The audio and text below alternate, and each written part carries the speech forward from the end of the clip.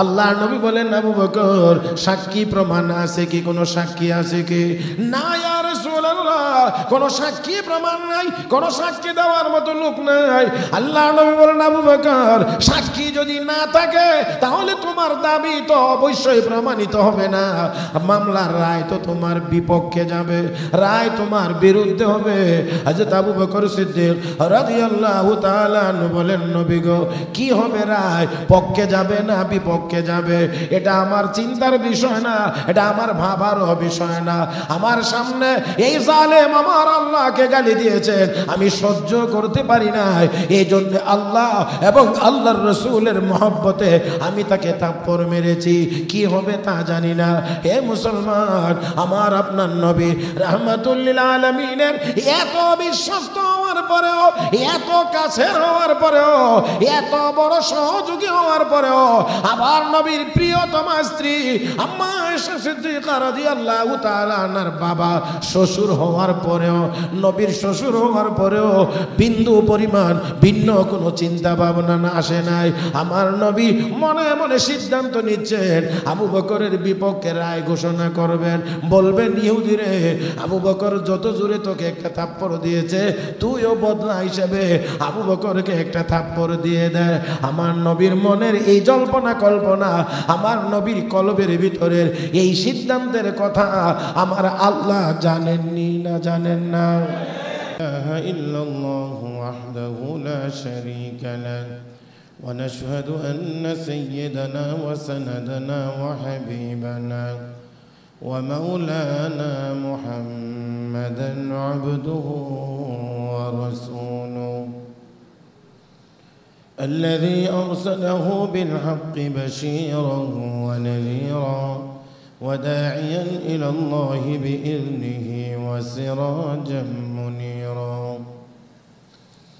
صلى الله تعالى عليه وعلى آله وأصحابه وبارك وسلم تسليما كثيرا. أما بعد فأعوذ بالله من الشيطان الرجيم.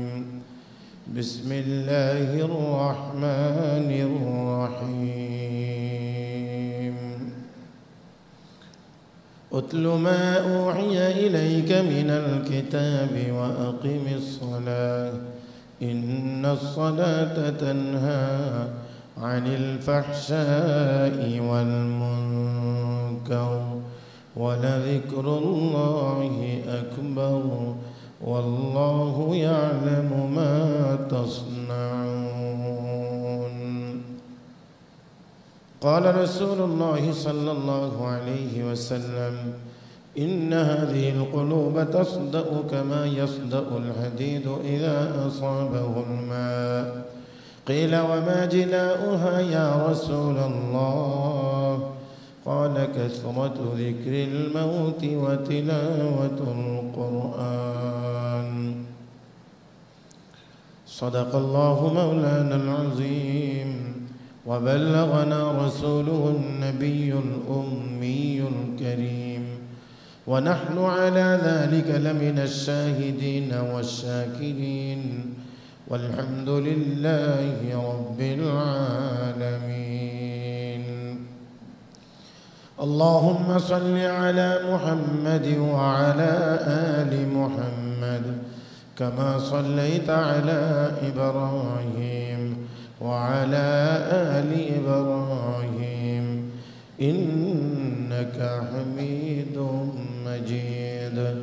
اللهم بارك على محمد وعلى آل محمد كما باركت على إبراهيم وعلى آل إبراهيم إنك حميد مجيد. محترم মুসল্লিয়ান کرام, আল্লাহ রাব্বুল আলামিনের দরবারে শুকরিয়া আদায় করছি, যিনি আমাদেরকে অত্যন্ত দয়া করে, মায়া করে, মেহেরবানি করে পবিত্র জুমার দিনে জুমার নামাজ আদায়ের উদ্দেশ্যে মসজিদে আসার বসার তৌফিক দান করেছেন। মহব্বতের সাথে শুকরিয়া আদায় করি আলহামদুলিল্লাহ। আল্লাহ রাব্বুল আলামিনের কাছে সব আমল প্রিয়, এর মধ্যে কিছু কিছু আমল বেশি প্রিয়। তার মধ্যে অন্যতম একটি হলো কোরআনের তেলাওয়াত আল্লাহ রাব্বুল আলামিনের কাছে প্রিয়, বেশি প্রিয়। হাদিস শরীফে রাসূল করিম সাল্লাল্লাহু আলাইহি ওয়াসাল্লাম ঘোষণা করেছেন, জুমার দিনে যেই ব্যক্তি সূরা কাহফ তেলাওয়াত করবে,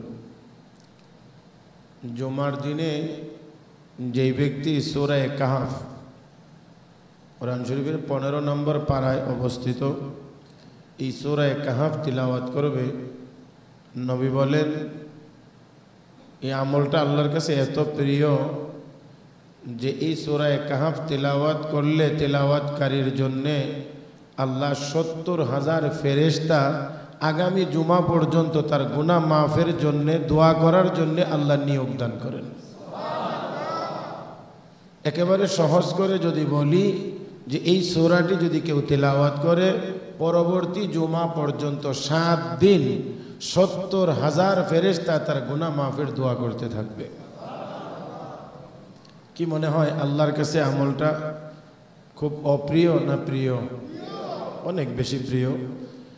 রাসূল করিম সাল্লাল্লাহু আলাইহি ওয়াসাল্লাম আরো ঘোষণা করেছেন, যেই ব্যক্তি এই সূরা কাহফ জুমার দিনে তেলাওয়াত করবে, আল্লাহ রাব্বুল আলামিন আগামী জুমা পর্যন্ত 7 দিন আরো অতিরিক্ত 3 দিন মিলাইলে 10 দিন অগ্রিম আগামী 10 দিন পর্যন্ত যত সগীরা গুনাহ হবে আল্লাহ পাক সূরা কাহফের তেলাওয়াতের বরকতে অগ্রিম 10 দিনের সগীরা গুনাহ মাফ করে দেবেন।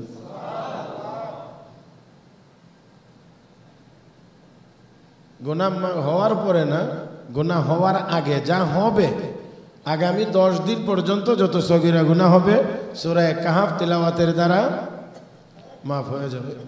তাহলে মুমিনের আমল নামায় সগীরা গুনাহ থাকবারই তো সুযোগ নেই। ওযু করলে ওযুর দ্বারা সগীরা গুনাহ মাফ, সূরা কাহফ তেলাওয়াত করলে অগ্রিম 10 দিনের সগীরা গুনাহ মাফ, এক নামাজ পড়লে আর এক নামাজ পর্যন্ত সগীরা গুনাহ মাফ। তাহলে সগীরা গুনাহ তো উম্মতের আমল নামায় থাকারই সুযোগ নাই। আর যদি তওবা করে নাই তাহলে কবিরা গুনাহও থাকবে না।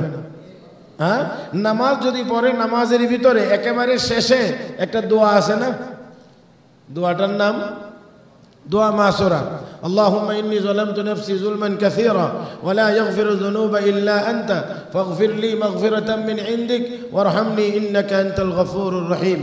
হাদিস শরীফে আছে যে আল্লাহর কোনো বান্দা যখন আল্লাহর কাছে দোয়া করে যে আল্লাহ তুমি ছাড়া মাফ করার কেউ নাই, তখন আল্লাহর কাছে এই দোয়াটা এত প্রিয় হয় যে আল্লাহ তখন বলেন যে আমার বান্দার এই অনুভূতি আছে যে তার একজন রব আছে, চাইলে সে মাফও করতে পারে, চাইলে সে আযাবও দিতে পারে। তো যে এই কথা স্বীকার করে আমি ছাড়া আর কেউ মাফ করার নাই, আমি আল্লাহ খুশি হয়ে তাকে মাফ করে দিলাম। তাহলে এই দোয়াটার সময় যদি মনে মনে একটু শুধু খেয়াল করি আমরা যে দোয়াটার সময় তওবার নিয়তে যদি আমরা পড়তে থাকি তাহলে এই নামাজের ভিতরে দোয়া পড়ার দ্বারা তওবাও হয়ে যাবে, কবিরা গুনাহ আল্লাহ মাফ করে দেবেন।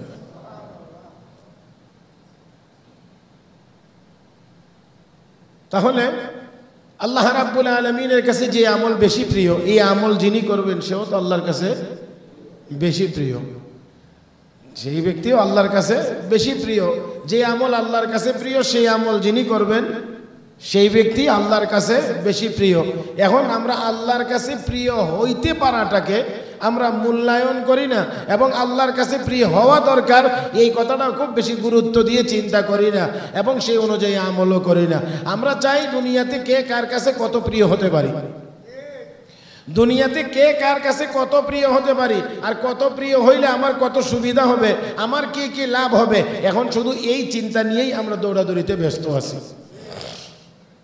মুহতারাম হাজিরিন, তো দুনিয়াতে কে কার কত প্রিয় হওয়া যায়, এই প্রিয় হইতে পারলে দুনিয়াতে কে কত প্রিয় কার প্রিয়, যে যার প্রতি যত প্রিয় হওয়ার চেষ্টা করুক না কেন, যদি আল্লাহর কাছে সে প্রিয় হইতে না পারে তাহলে দুনিয়ার কারো কাছে চেষ্টা করে প্রিয় হইলেও প্রিয় থাকে না, বিপদ মুহূর্তে পাওয়া। এটা কি আমার বুঝাইয়া বলা লাগবে? আপনারা একটু যদি ডান বাম তাকান তাহলে অনেক কিছু আপনারা দেখতে পারবেন এবং একটু মিলাইলেই দেখবেন ওয়াজ মিলে যাচ্ছে। মুহতারাম হাজরিন, আর যদি আল্লাহর প্রিয় হওয়া যায় তাহলে দুনিয়ার কারো প্রিয় হওয়ার জন্য চিন্তা করা লাগে না, কারণ আল্লাহ যাকে প্রিয় মনে করেন, আল্লাহ যাকে ভালোবাসেন, আল্লাহ রাব্বুল আলামিন জিবরাইল ফেরেশতাকে ডাকেন, ডেকে বলেন, জিবরাইল অমুকরে আমি আল্লাহ ভালোবাসি, তুমি জিবরাইল ভালোবাসো, আসমানের সকল ফেরেশতাদের সামনে ঘোষণা দিয়ে দাও সব ফেরেশতারা যেন তাকে ভালোবাসে। আল্লাহ নিজে ভালোবাসলে জিবরাইলকে বলেন আমি ভালোবাসি, তুমিও ভালোবাসো, আসমানের ফেরেশতাদের মধ্যে ঘোষণা দিয়ে দাও সবাই যেন তাকে ভালোবাসে। আসমানের সব ফেরেশতারা তাকে ভালোবাসতে থাকে। নবী বলেন ওই আসমানওয়ালাদের ওই ভালোবাসা জমিনওয়ালাদের কলবে আস্তে আস্তে করে আসতে থাকে, তখন জমিনের সকল মাখলুকাত তাকে ভালোবাসতে থাকে। দেখেন গুনাহ আমাদের হয়ে যায়, গুনাহ করার পরেও আল্লাহর কাছে যদি কোনো মানুষ ক্ষমা চায় তাহলে ওই ব্যক্তিটা আল্লাহর কাছে প্রিয় হয়ে যায়। এই জন্যে তওবা আল্লাহর কাছে প্রিয় আমল, সব আমল প্রিয়, তওবা এর মধ্যে অন্যতম। যে আল্লাহ রাব্বুল আলামিনের কাছে কেউ যদি কান্নাকাটি করে তওবা করে ফিরে আসে মাফ চায় তাহলে এর দ্বারা আল্লাহ খুশি। কম না বেশি হন? আল্লাহ কদ্দুর বেশি হন, এই বেশিটা বুঝাইতে গিয়ে আল্লাহ রসুল হাদিস শরীফে একটা উদাহরণ দিয়েছে, আপনারা একেবারে খেয়াল করে শুনবেন। হাদিস শরীফ আল্লাহ রসুল একটি সুন্দর উদাহরণ দিয়ে বলছেন, কোন এক ব্যক্তি সফরে, দীর্ঘ পথ, মরু অঞ্চল, বিপজ্জনক রাস্তা, তো এক জায়গায় তার এই উটের পিঠেই তার যাবতীয় সফরের যত সামানপত্র সব এই উটের পিঠে, কাপড় চোপড়, পানি, খাওয়া দাওয়ার যাবতীয় যা যা আছে পুরা আসবাবপত্র উটের পিঠে। এক জায়গায় গিয়ে নামছে, অবতরণ করছে, অবতরণ করে সে খুব নির্দ্বিধা, কোনো চিন্তা ভাবনা নাই, তার চিন্তা ভাবনা একটাই, আমার সাথে বাহন আছে, বাহনের মধ্যে আমার সফরের জন্যে, চলার জন্যে, থাকার জন্যে, খাওয়ার জন্যে যা প্রয়োজন সব এই উটের পিঠে আমার সামানপত্র আছে। এখন এই চিন্তা করে খুব ভয়বিহীন, টেনশন মুক্ত অবস্থায় সে শুয়ে পড়ছে। শুয়ে পড়লে কিছুক্ষণ ঘুমাইছে, ঘুম থেকে উঠে দেখে তার ওই বাহনটি তার সমস্ত মালামাল সহ কোথায় হারিয়ে গেছে। কিছুক্ষণের জন্য একটু চিন্তা করেন তো, এখন ওই লোকটার কি অবস্থা? এই লোকটার কি অবস্থা? খুব টেনশনে, যতটা আরামে ছিল একটু আগে, টেনশন মুক্ত ছিল, নির্ভয়ে ছিল, এখন তার ঠিক বিপরীতটা, টেনশনের আর শেষ নাই, কারণ যাবতীয় যা ছিল সব সহ তার বাহন চলে গেছে।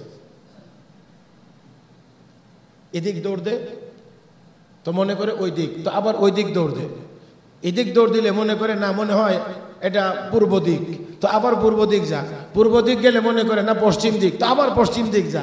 এখন গিয়ে দেখে কোথাও তার যতটুকু তালাশের এরিয়া এর ভিতরে উট নাই, উটকে দেখাও যায় না।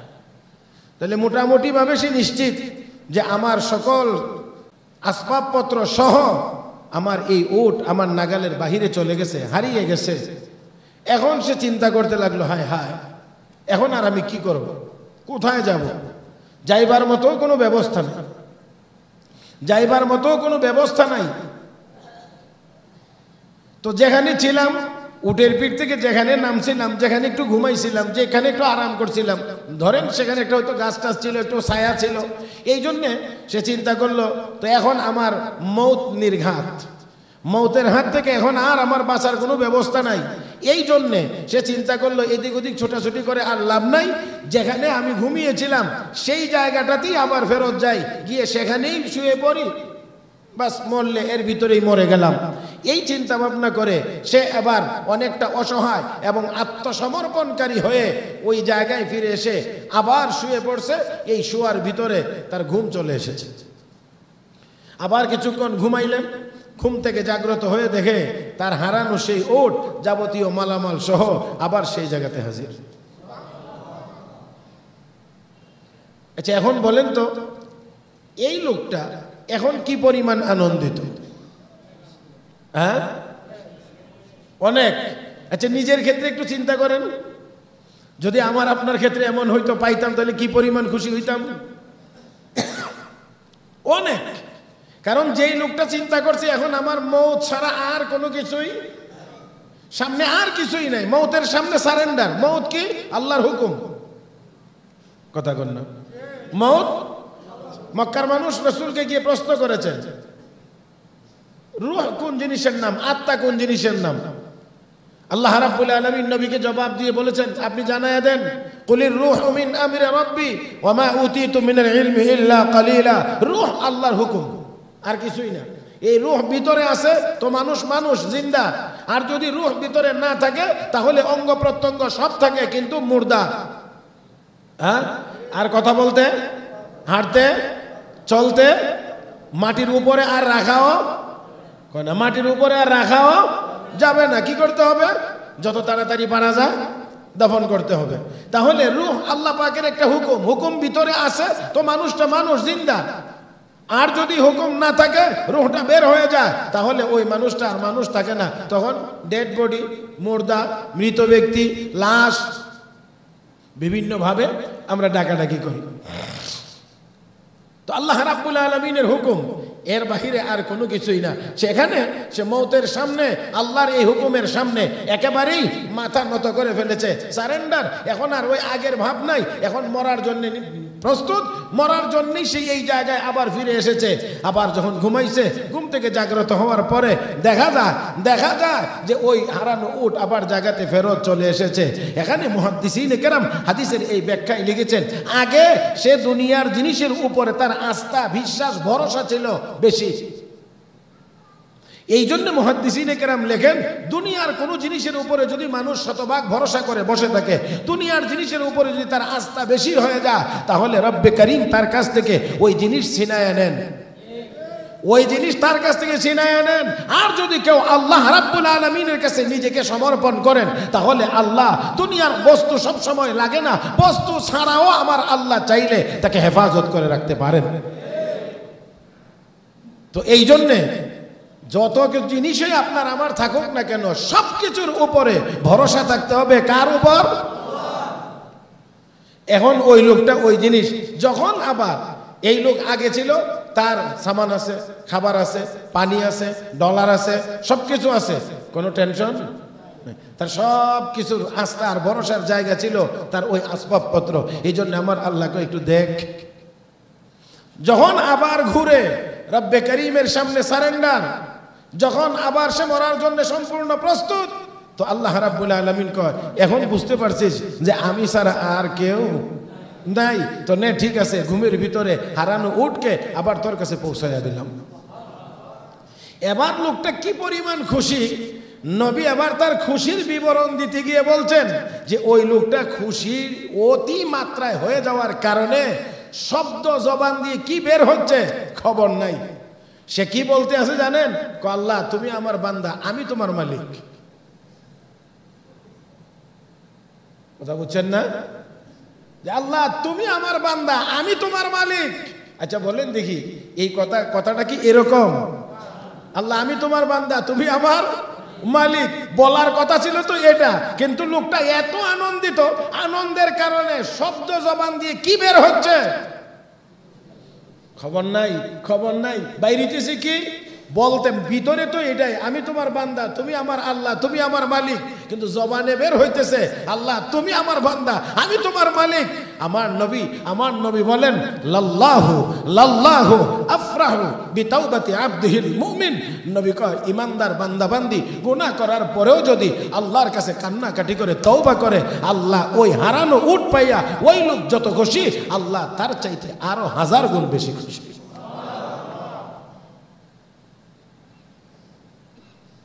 মুহতারাম হাজিরিন, তাহলে গুনাহ করেও আল্লাহর কাছে প্রিয় হওয়া যায় কি করলে? যদি গুনাহ হয়েও যায় তাহলে তারপরেও আল্লাহর কাছে প্রিয় হওয়ার ব্যবস্থা কি? আল্লাহ রাব্বুল আলামিন ঘোষণা করেন, ইন্নাল্লাহা ইউহিব্বুত তাওয়াবিনা ওয়া ইউহিব্বুল মুতাতাহহিরিন। ইন্নাল্লাহা ইউহিব্বুত তাওয়াবিন ওয়া ইউহিব্বুল মুতাতাহহিরিন। আল্লাহ রাব্বুল আলামিন যারা বেশি বেশি তওবা করে আল্লাহ রাব্বুল আলামিন তাদেরকে ভালোবাসেন, আল্লাহ ভালোবাসেন। তাই বলে আসুন বলছিলাম যে আল্লাহ রাব্বুল আলামিনের কাছে যে আমল বেশি প্রিয় সেই আমল যদি কোনো বান্দাবান্দি করে তাহলে ওই বান্দাবান্দিও হবে কার কাছে প্রিয়? জোরে বল না, কার কাছে প্রিয়? আল্লাহর কাছে প্রিয় হলে আমেরিকার প্রেসিডেন্টের কাছে প্রিয় না হইলেও কোনো অসুবিধা? হ্যাঁ, রাশিয়ার প্রেসিডেন্টের কাছে প্রিয় না হইলেও কোনো অসুবিধা? কয় না, কয় না, কয় না। ইন্ডিয়ার প্রধানমন্ত্রীর কাছে প্রিয় না হইলেও কোনো অসুবিধা? যদি কার কাছে প্রিয় হওয়া যায়? আপনাদের শুনে থাকারই কথা। তারপরে একটু স্মরণ করিয়ে দিচ্ছি সাইয়েদনা হযরত আবু বকর সিদ্দিক রাদিয়াল্লাহু তাআলা আনহুকে আল্লাহর নবী একবার ইহুদিদের কাছে পাঠিয়েছিলেন। ইহুদিদের কাছে কোনো এক বিষয়, তো ইহুদিদের সামনে গেলে ইহুদি এক নেতা, নেতা বলতে রাজনৈতিক নেতা না, ধর্মীয় নেতা, তার নাম ফুখাজ ইবনে আজোরা। সাইয়েদনা হযরত আবু বকর সিদ্দিককে দেখেই বিদ্রুপের চলে বলছে, আবু বকর তোমাদের আল্লাহ নাকি গরিব হয়ে গেছে? আল্লাহ কোন কোন জবানে বলেন নাই, একটু ইমানের আওয়াজে বলেন। কি কিছু বিশ্বাস করেন আল্লাহ গরিব হয়ে গেছে? সাইয়েদনা আবু বকর সিদ্দিক রাদিয়াল্লাহু তাআলা আনহুকে বলা হচ্ছে, আবু বকর তোমাদের আল্লাহ নাকি গরিব হয়ে গেছে? কেন তুমি এই কথা কেন বললা? শুনছি তোমাদের কোরআনে আয়াত নাজিল হয়েছে, মা ইউকরিদুল্লাহ কারদান হাসানা, আল্লাহকে কে উত্তম ঋণ দিবা। তো ঋণ তো অভাবী মানুষেরা নেয়, গরিব যারা তারা নেয়, তো তোমাদের আল্লাহ তাতে তো বোঝা যায় গরিব হয়ে গেছে। কিন্তু তাকায় দেখো আমরা ইহুদিরা কোটি কোটি টাকার মালিক, অনেক টাকার মালিক, আমরা ধনী। এমন কথা যদি আপনাদের সামনে আপনাদের কাউকে যদি কেউ বলে, আপনারা খুব নীরবে সহ্য করবেন? হ্যাঁ, আল্লাহ মিসকিন হয়ে গেছে, আল্লাহ গরিব হয়ে গেছে, এমন কথা কি কেউ শুনতে প্রস্তুত? যদি শুনেন নীরব থাকতে প্রস্তুত না? জবাব জবাব। সাইয়েদনা আবু বকর সিদ্দিক রাদিয়াল্লাহু তাআলা আনহু উম্মতের সবচেয়ে দরদি মানুষ, সবচেয়ে রহমদিল, যার দিলের ভিতরে সবচেয়ে বেশি মায়া মমতা ছিল, সেই ব্যক্তিটি এতটা উত্তেজিত হয়েছেন ব্যক্তিগত কারণে। কার মহব্বতে? কার মহব্বতে? উত্তেজিত হয়ে ইমানি স্পিড নিয়ে এমন জোরে এক থাপ্পড় দিয়েছে, যেই থাপ্পড় ইহুদি সহ্য করতে না পেরে জমিনে লুটায় পড়ছে। তো আসতে দিছেন? আপনাদের এই কথা যদি বুঝে থাকেন তাহলে বলবেন আসতে দিছেন। আবার যিনি যেই হাতে দিয়েছেন এই হাতটা কি আধ্যাত্মিক দিক থেকে, ইমানি শক্তির দিক থেকে দুর্বল না সবল? নবীদেরকে বাদ দিলে কিয়ামত পর্যন্ত, আদম আলাইহিস সালাম থেকে নিয়ে কিয়ামত পর্যন্ত যত মানুষ আসবে, নবীদেরকে বাদ দেওয়া যদি হয়, নবীদের জামাত আলাদা, এই কাফেলা আলাদা, তাহলে পৃথিবীতে যত মানুষ এসেছে এবং আসবে এর মধ্যে শ্রেষ্ঠ ইমানদার হযরত আবু বকর সিদ্দিক।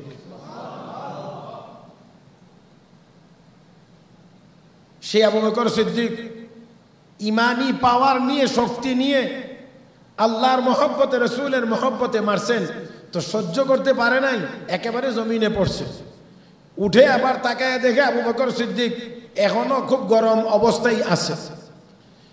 ইহুদি বুঝতে পেরেছে এখন কথা বাড়াইলেই আরো মার খাইতে হবে। এটা অনেক সময় বোঝা যায়, ঠিক না? ছোট সময় বাবা শাসন করলে তো সামনেই দাঁড়ায় থাকতাম, তো মা গিয়ে কইতো যাস না এখান থেকে, থাকলে তো আরো মারব। তো দেখছেন, সে দেখে যে আবু বকর সিদ্দিক এখনো যে অবস্থায় আছে, কথা বললেই সাথে একটা আপনাদেরকে একটা কথার উত্তর ভালোভাবে দিতে হবে, দিলের থেকে দিতে হবে। ইহুদিরা আমাদের বন্ধু, তারা যে শত্রু, এই কথা কি এখন আবার নতুন করে বলতে হবে? তো দেখেন, ইহুদি এই জন্য চিন্তা করছে, আর এখানে কথা বাড়ায়া বেশি মার খেয়ে লাভ নাই, নীরবে চলে যায় আবু বকরের নবীর কাছে গিয়ে যদি বুঝিয়ে বলতে পারি যে আমাকে থাপ্পড় মেরেছে, তাহলে আবু বকরের নবী আমাকে বলবে তুমি একটা বদলা নিয়ে নাও, একটা থাপ্পড় দিয়ে দাও। চলে গেছে নবীর কাছে। তো নবী তো দরদি নবী, তার হালত, তার সুরত দেখে, অনেক সময় সুরত দেখলেই বোঝা যায় যে কিছু উত্তম মাধ্যম। নবী দেখে গো তোমার সাথে এই দুর্ব্যবহার কে করেছে? লোকটিকে আপনার আবু বকর।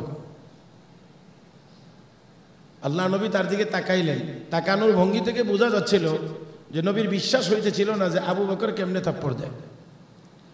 মানে নবীর যেন তাকানোর ভিতরে আর একটা জিনিস বেশি উঠছে, যে মনে হয় উমরে থাপ্পড় দিছে, লোকটার নাম বলতে ভুল করতেছে, কারণ থাপ্পড় টাপ্পড় দেওয়ার কাজ তো ওমরের কাজ, এটা আবু বকরের কাম নেই। আবার জিজ্ঞেস করছে কে তোমাকে থাপ্পড় দিয়েছে, ঠিক করে বলো। ইহুদি কয় না, আমি আপনার আবু বকরকেও চিনি, অন্যদেরকেও চিনি, থাপ্পড় আবু বকরই দিয়েছে। ইতিমধ্যে হযরত আবু বকর সিদ্দিক নবীর দরবারে হাজির হয়ে গেছে। নবী জিজ্ঞেস করেন আবু বকর থাপ্পড় দিয়েছে লোকটাকে? আমি আপনি হইলে একেবারে ঠোঁট মুখ মুছে বলতাম জি না হুজুর। আপনারা জানেন আমাদের দেশে কোর্টে যখন তার বিরুদ্ধে অভিযোগ গঠন করা হয়, চার্জ গঠন করা হয়, উকিল সাহেব আমার দিকে ছায়া রয়েছে, ভুল হইলে ঠিক করে নেব, অসুবিধা নেই, এটা তো ওনাদের বিষয়। তখন আসামিকে জিজ্ঞেস করা হয় আপনি দোষী না নির্দোষ? এখানে হাজারো ভাবে ভালোভাবে সব জানে, সবাই জানে সে দোষী, তারপরে আমি সম্পূর্ণ নির্দোষ।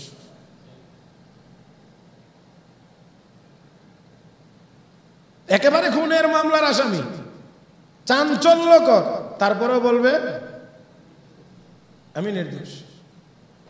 আমি শুনি না এই পর্যন্ত কেউ মানে একেবারে, যদি হাজারে বা লাখে এক দুইটা থাকে সেটা ভিন্ন কথা, না হইলে দাঁড়ায় বলছে যে না মাননীয় আদালত আসলে আমি দোষী, আমি অন্যায় করেছি, এরকম কথা বলছে কি না কেউ থাকলেও হয়তো এটা লাখের মধ্যে একজন পড়বে কিনা সন্দেহ।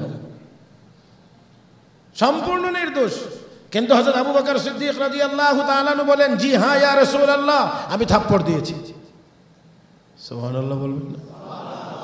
আবু বকর সিদ্দিক কি জানেন না এই কথা স্বীকার করার পরিণতি কি হবে? যে এই কথা বললে যে আমি থাপ্পড় দিয়েছি, এই কথা বললে কি হইতে পারে, এটা কি আবু বকর সিদ্দিকের মোটেও জানা নাই?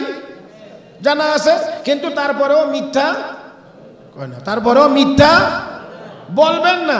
আমরা তো ওই রকম কোনো কিছু না, এমনিতেই অহরহ মিথ্যা কথা বলি, এমনিতেই কোনো প্রয়োজনে না, কোনো দরকার না, কিচ্ছু না, তারপরেও মিথ্যা কথা বলি, মনে করি যেটা না বললে ভালোই লাগে না।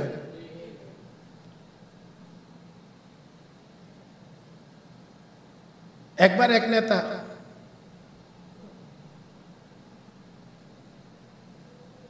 আমাকে বলছে হুজুর দাঁতে ব্যথা, দোয়া করে। কোনায় কোনানে কোনানে কি মিথ্যা কথা বলছি, দাঁতে কেন ব্যথা করে? মিথ্যা কথা বললে নাকি দাঁতে ব্যথা করে, এরকম একটা কথা আমাদের দেশে চালু আছে। তা আমি জিজ্ঞেস করলাম রাজনীতি করতে গেলে নাকি কিছু মিথ্যা কথা বলতে হয়? তখন এই মুসকি মুসকি হাসে আর বলি না, তবে তবে তবে আছে। তো যাক, ওনাদেরটা বাদ দিলাম।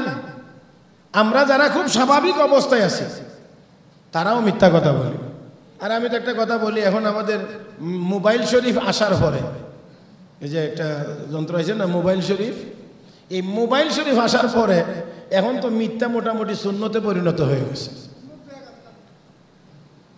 আমি মুগদা বড় মসজিদে থাকতে আমি একদিন বের হইতেছি, উপর থেকে নিচে বের হইব, এমন সময় এক লোক ওই এক্সচেঞ্জার এদিক থেকে আসতেছে, গেটের দিকে যাচ্ছে, বের হবে, এমন সময় ফোনে কথা বলছে। তো বলতে গিয়ে শোনা যাচ্ছে উনি বলতেছে, ভাই আমি তো এখন খুলনা, আমি আপনাদেরকে একটু আগে যে বলছিলাম যে কোন মসজিদে,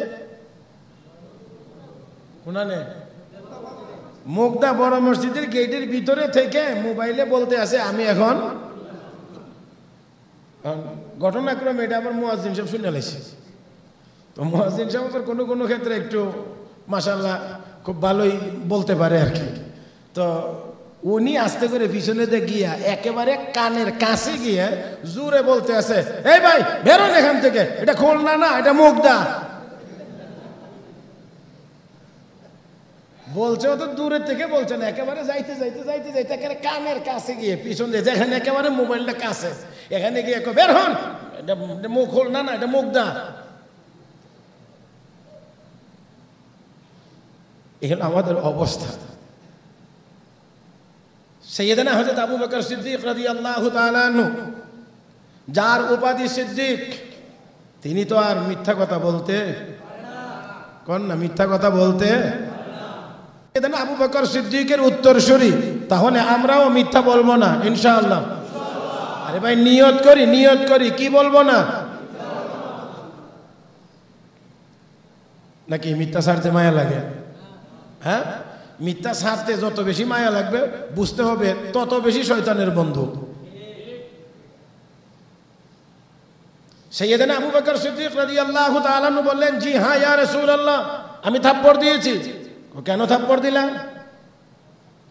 হযরত আবু বকর সিদ্দিক বলেন, ইয়া রাসূলুল্লাহ ইয়া হাবিবাল্লাহ, ব্যক্তিগতভাবে আমি আবু বকরকে গালি দিলে সহ্য করতে পারি, আমাকে যদি কেউ আঘাত করে সহ্য করতে পারি, নবী গো কিন্তু আমি আবু বকরের সামনে আল্লাহকে গালি দেবে, এটা আমি আবু বকর একটু সময়ের জন্যও সহ্য করে নিতে পারি না।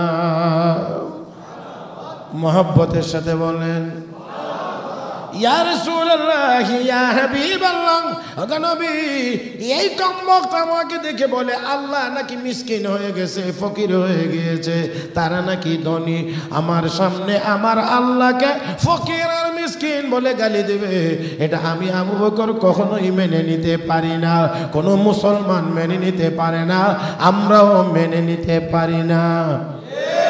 আমার ভাইরা, আমার বন্ধুরা, সাইয়েদনা আবু বকর সিদ্দিক রাদিয়াল্লাহু তাআলা নূর, এই কথা থেকে তো বোঝা গেল উনি থাপ্পড় দিয়েছেন। কেন দিয়েছেন সেটাও তিনি বলেছেন।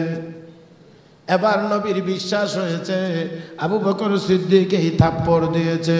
ও মুসলমান, সাইয়েদনা আবু বকর সিদ্দিক রাদিয়াল্লাহু তাআলা আনহু আমার আপনার নবীর সবচাইতে সবচাইতে সবচাইতে বেশি কাছের বন্ধু। দুনিয়ার মানুষের মধ্যে সবচেয়ে কাছের বন্ধু, এত প্রিয়, এত আপন, এত বিশ্বস্ত আর কেউ, এত বড় সহযোগী সাহাবীদের মধ্যে আর কেউ নাই। বিশ্বনবী রাহমাতুল লিল আলামিন বলেছেন, আমার উপরে যত মানুষ যত ইহসান করেছে সবার বদলা আমি দুনিয়াতেই দিয়ে যেতে পেরেছি, কিন্তু আমার আবু বকর আমার উপরে যত ইহসান করেছে আমি তার ইহসানের বদলা দুনিয়াতে দিয়ে যেতে পারি নাই। আমি আল্লাহর কাছে দোয়া করছি আল্লাহ যেন তাকে উত্তম বদলা দান করেন। সেই ব্যক্তিটির নাম হযরত আবু বকর সিদ্দিক। আমি আর আপনি এমন মানুষ যদি আমার আপনার কেউ হইতো, শতবার স্বীকার করলেও চেষ্টা করতাম আইনের মায়ের পেছে নি তাকে বিপদ থেকে বাঁচানো। তো দেখেন আল্লাহ নবী জিজ্ঞেস করেন, ইহুদি তুমি কি থাপ্পড় দিয়েছ, তুমি কি এমন কথা বলেছ? ইহুদি সম্পূর্ণরূপে মিথ্যা কথা বলে সে প্রকাশ করছে, না না না আমি কিচ্ছু বলি নাই, এমনিতেই আপনার আবু বকর আমাকে থাপ্পড় মারছে। সত্য বলছে? সত্য বলছে? মিথ্যা? তারা মিথ্যা বলতে পারে না, পারদর্শী। মিথ্যা বলতে পারে না শুধু, তারা মিথ্যা বলায় সবচেয়ে বেশি পারদর্শী। দুনিয়ার সবচেয়ে বড় মিথ্যাবাদী জাতির নাম হলো ইহুদি জাত। সাম্মাউনা লিল কাযিব আকালুনা লিস-সুত। তারা মিথ্যা বলতে, মিথ্যা শুনতে বেশি পছন্দ করে। মুহতারাম হাজিরিন, রাসূল বলেন, ইহুদি তুমি কি আল্লাহকে এমন কিছু বলেছো? কোন আমি কিছু বলি নাই, এমনি থাপ্পড় মেরেছে। আল্লাহ হাবিব এবার জিজ্ঞেস করেন, আবু বকর লোকটা তো অস্বীকার করে, সে এমন কিছু বলে নাই, তুমি বলছো সে বলছে, তাহলে এখন তো তোমাকে কথা প্রমাণ করার জন্য সাক্ষীর প্রয়োজন হবে, আছে কোনো সাক্ষী? হযরত আবু বকর সিদ্দিক বলেন, না ইয়া রাসূলুল্লাহ, যখন তার সাথে আমারই কথাবার্তা হয়েছিল তখন কোনো সাক্ষী ছিল না, কোনো মানুষ ছিল না, কেউ ছিল না, অতএব কোনো সাক্ষী পেশ করা সম্ভব হবে না। আপনাদের কি মনে হয় আবু বকর সিদ্দিক কি মিথ্যা কথা বলতেছেন? সত্য, মহাসত্য হওয়ার পরেও আল্লাহর নবী বলেন, আবু বকর সাক্ষী প্রমাণ আছে কি? কোনো সাক্ষী আছে কি? না ইয়া রাসূলুল্লাহ, কোনো সাক্ষী প্রমাণ নাই, কোনো সাক্ষী দেওয়ার মতো লোক নাই। আল্লাহর নবী বলেন, আবু বকর সাক্ষী যদি না থাকে তাহলে তোমার দাবি তো অবশ্যই প্রমাণিত হবে না, মামলার রায় তো তোমার বিপক্ষে যাবে, রায় তোমার বিরুদ্ধে হবে। হযরত আবু বকর সিদ্দিক রাদিয়াল্লাহু তাআলা আনহু বলেন, নবী গো, কি হবে রায়? পক্ষে যাবে না বিপক্ষে যাবে, এটা আমার চিন্তার বিষয় না, এটা আমার ভাবারও বিষয় না। আমার সামনে এই জালেম আমার আল্লাহকে গালি দিয়েছেন, আমি সহ্য করতে পারি না, এই জন্য আল্লাহ এবং আল্লাহর রাসূলের মহব্বতে আমি তাকে থাপ্পড় মেরেছি। কি হবে তা জানি না। হে মুসলমান, আমার আপনার নবী রাহমাতুল লিল আলামিনের এত বিশ্বস্ত হওয়ার পরেও, এত কাছের হওয়ার পরেও, এত বড় সহযোগী হওয়ার পরেও, আবার নবীর প্রিয়তমা স্ত্রী আম্মা আয়েশা সিদ্দিকা রাদিয়াল্লাহু তাআলা আনহার বাবা শ্বশুর হওয়ার পরেও, নবীর শ্বশুর হওয়ার পরেও বিন্দু পরিমাণ ভিন্ন কোনো চিন্তা ভাবনা না আসে নাই। আমার নবী মনে মনে সিদ্ধান্ত নিচ্ছেন আবু বকরের বিপক্ষে রায় ঘোষণা করবেন, বলবেন, ইহুদি রে, আবু বকর যত জোরে তোকে একটা থাপ্পড় দিয়েছে, তুইও বদলা হিসেবে আবু বকরকে একটা থাপ্পড় দিয়ে দেয়। আমার নবীর মনের এই জল্পনা কল্পনা, আমার নবীর কলবের ভিতরের এই সিদ্ধান্তের কথা আমার আল্লাহ জানেননি না জানেন না? রব্বে কারীম সব দেখছেন, আমার আল্লাহ সব জানেন। وَإِن تَجْهَرْ بِالْقَوْلِ فَإِنَّهُ يَعْلَمُ السِّرَّ وَأَخْفَى। আল্লাহ রাব্বুল আলামিন আমার আপনার কলবে আমি আপনি কি চিন্তা এখন করতেছি এটাও জানেন। আগামী 10 বছর পরে আমি আর আপনি আমার আপনার কলব দিয়ে কি চিন্তা করব আমরা জানি না, কিন্তু কে জানে? আমার আপনার নবী হযরত আবু বকর সিদ্দিক রাদিয়াল্লাহু তাআলা আনহুর বিরুদ্ধে রায় ঘোষণা করবেন, ঘোষণা দিবেন, ইহুদি এবার তুমি আবু বকরকে একটা থাপ্পড় দিয়ে দাও। এমনই আশা নিয়ে ইহুদিও নবীর কাছে এসেছিল। আল্লাহর নবীও আবু বকরের কাছে সাক্ষী না থাকার কারণে নবীও নিয়ম অনুযায়ী এখন ফয়সালা ঘোষণা করবেন, রায় ঘোষণা করবেন। আমার আল্লাহ তখনই জিবরাইলকে ডেকে বলেন, জিবরাইল যাও আমার বন্ধুকে সালাম দিয়ে জানায়া দাও, আমার বন্ধুকে সালাম দিয়ে জানায়া দাও, আমার বন্ধু সিদ্ধান্ত নিয়ে ফেলেছে, রায় ঘোষণা করবে আমার আবু বকরের বিপক্ষে। আমার আবু বকরের গালে ওই কমবক্ত ইহুদি থাপ্পড় দিবে। সাক্ষী না থাকার কারণে আমার আবু বকর সঠিক কাজ করার পরেও এখন থাপ্পড় খাবে, এটা আমি আল্লাহর গায়ে সহ্য হবে না। আর একটু মহব্বতে গান, আবু বকরের গালে থাপ্পড় দিবি ইহুদি, এটা আমি আল্লাহ সহ্য করতে পারবো না।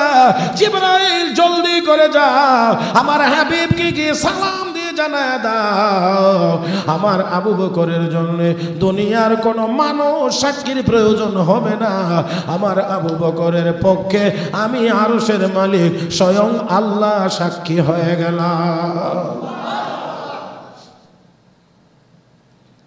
জিবরাইল যাও।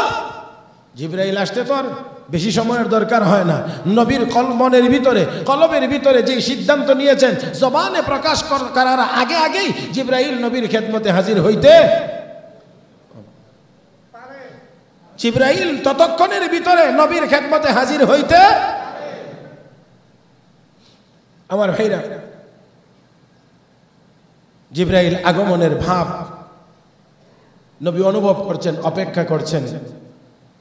জিবরাইল চলে এসেছেন, সালাম দিয়ে বলেন, ইয়া রাসূলুল্লাহ, কি সিদ্ধান্ত নিতে যাচ্ছেন? থাপ্পড়ের বদলা থাপ্পড় দিবে ইহুদি? না, শোনেন রব্বে করিম কি বলছেন। লাকাদ সামিআল্লাহু কাওলাল্লাযীনা ক্বালু ইন্নাল্লাহা ফাকীরুন ওয়া নাহনু আগনিয়া। নবী আপনি শোনেন, আল্লাহ কি বলছেন, আয়াত নাযিল করেছেন, আপনি শোনেন। আল্লাহ রাব্বুল আলামিন বলছেন, লাকাদ সামিআল্লাহু কাওলাল্লাযীনা ক্বালু। নবী গো, দুনিয়ার কেউ না শুনলেও, আপনিও না শুনলেও, কোনো মানুষ না শুনলেও অবশ্যই অবশ্যই আল্লাহ শুনেছেন। কে শুনছেন? কে শুনেছেন? আল্লাহ। অবশ্যই অবশ্যই, লাম তাকিদ, কাদ তাকিদ, গুরুত্বের সাথে অবশ্যই অবশ্যই আল্লাহ শুনেছেন তাদের কথা যারা বলে ইন্নাল্লাহ ফাকিরু ওয়া নাহনু আগনিয়া, আল্লাহ ফকির মিসকিন আর আমরা ধনী। তারা যেই কথা বলেছে দুনিয়ার কেউ না জানলেও না শুনলেও আমি আল্লাহ শুনেছি। অতএব ইহুদি বলেছে আমার আবু বকর যে থাপ্পড় দিয়েছে এই থাপ্পড় আমি আল্লাহর দরবারে মঞ্জুর হয়ে গেছে।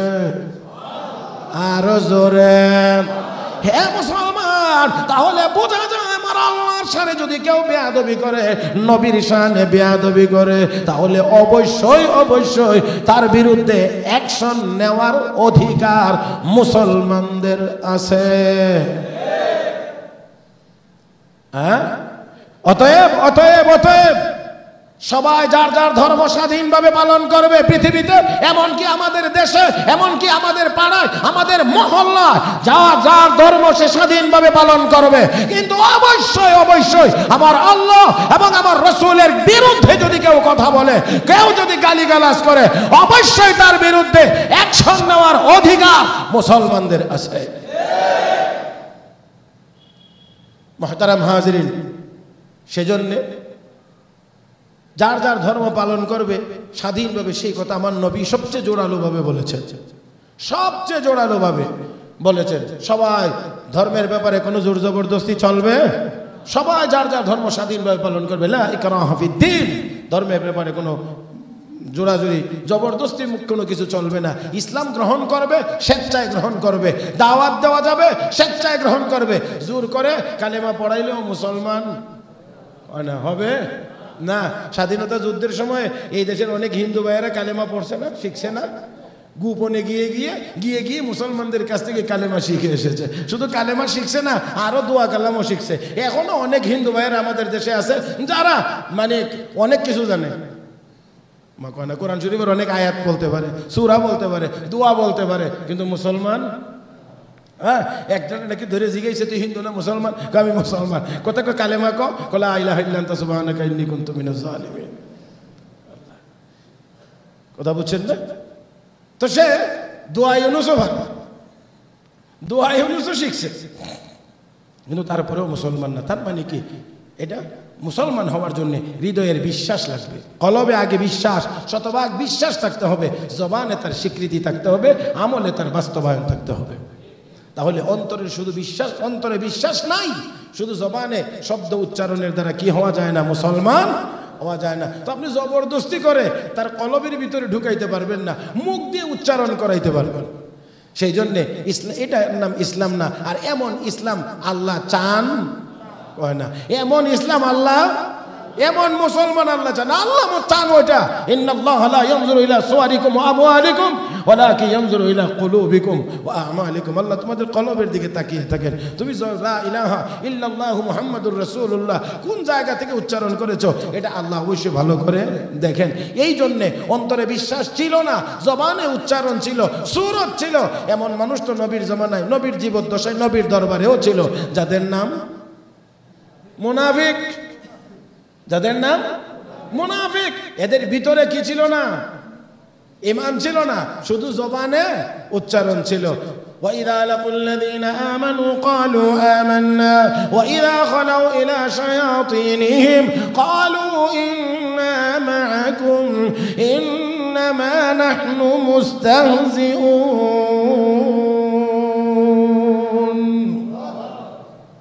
ইমানদারদের সাথে সাক্ষাৎ হলে আমরা ইমানদার, আবার নির্জনে তাদের বন্ধু বান্ধবের সাথে যখন সাক্ষাৎ হয় তখন বলে না না না আমরা তো তোমাদের সাথে আছি। তাদের সামনে গিয়ে যে কালেমা টালেমা পড়ি এগুলো তো তাদের সাথে ঠাট্টা করি। কথা বুঝেন নাই? ওই যে কালেমা যে উচ্চারণ করে ঠাট্টা করি, তাহলে তারা ইমানদার না। এই জন্যে জবরদস্তিমূলক কোনো কাউকে কালেমা পড়ানোর কথা কোরআন হাদিসের ভিতরে জোরে গণ না নাই নাই নাই নাই নাই নাই নাই। আর না হয় যদি এমন সুযোগ এমন কিছু থাকতো তাহলে মক্কায় নবী দাঁড়িয়ে মক্কা বিজয়ের পরে ঘোষণা দিতে পারতেন মক্কার মানুষ একজন মানুষও কালেমা ছাড়া থাকতে পারবে না, সব কালেমা পড়তে হবে। কিন্তু আল্লাহ রাসূল এই কথা বলেন নাই, বরং আল্লাহ রাসূল চিহ্নিত কয়েকজন কাফিরকে বাদ দিয়ে বলছেন লা তাসরিবা আলাইকুমুল ইয়াউম ইয়াগফিরুল্লাহু লাকুম, তোমাদের বিরুদ্ধে আমার কোনো অভিযোগ নাই। ইউসুফ আলাইহিস সালাম যেমন তার ভাইদেরকে বলছিলেন, নবীও তাদেরকে বলছেন তোমাদের বিরুদ্ধে আমার কোনো অভিযোগ নাই, আমি তোমাদেরকে নিঃশর্তভাবে ক্ষমা করে দিলাম। নবী আদর্শ দেখাইছেন। আর ওই মানুষগুলো যাদেরকে অন্যরা হইলে ভিন্ন চিন্তা করতো, আর আমার নবী চিন্তা করেছেন ক্ষমার আদর্শের চিন্তা, ক্ষমা করে দিয়েছেন। আর মক্কার মানুষ এই ক্ষমা পাইয়া দলে দলে দলে দলে কালেমা পড়ে মুসলমান হয়ে গেছে। ইযা জাআ নাসরুল্লাহি ওয়াল ফাথ ওয়া রাআইতান নাস ইয়াদখুলুনা ফি দীনিল্লাহি আফওয়াজা, রব্বে কারীম আপনি দেখবেন মক্কা বিজয়ের পরে মানুষ দলে দলে কালেমা পড়ে মুসলমান হবে। আল্লাহর নবী যখন ক্ষমা করে ফেললেন তখন মানুষ কাফেলা বেঁধে বেঁধে 20 জন 30 জন 40 জন 50 জন 100 জন এইরকম কাফেলা বেঁধে বেঁধে নবীর কাছে গিয়ে কালেমা পড়ে মুসলমান হয়ে গেছে। জোর তো করা লাগে নাই। মুহতারাম হাজরিন, তো যাই হোক, আসল বলছিলাম যে প্রিয় কার কাছে হওয়া লাগবে? কার কাছে হওয়া লাগবে?